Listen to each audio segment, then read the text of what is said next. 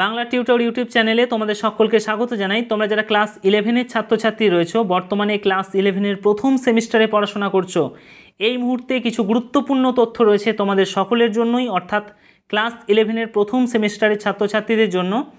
তোমরা সকলেই জানতে ক্লাস 11-এর প্রথম সেমিস্টারের পরীক্ষা সেপ্টেম্বর মাসে হতে চলেছে না, এরকম তথ্য পাওয়া যাচ্ছে। ক্লাস 11-এর প্রথম সেমিস্টারের পরীক্ষা সেপ্টেম্বর মাসের 13 তারিখ থেকে শুরু হবে এবং 30 তারিখ পর্যন্ত চলবে এই পরীক্ষা হবে এমসিকিউ প্যাটার্নে প্রশ্ন এবং উত্তরপত্র তোমাদের ওএমআর শিটে করতে হবে।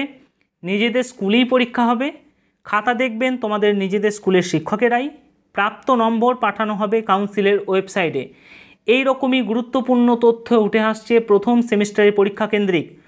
তোমরা যারা ক্লাস 11-এর প্রথম সেমিস্টারের ছাত্রছাত্রী রয়েছো, যারা এখনও পর্যন্ত সেভাবে পড়াশোনা চালু করনি, তারা অবশ্যই পড়াশোনা চালু করে দাও। তোমাদের পরীক্ষা কিন্তু সেপ্টেম্বর মাসে হতে চলেছে।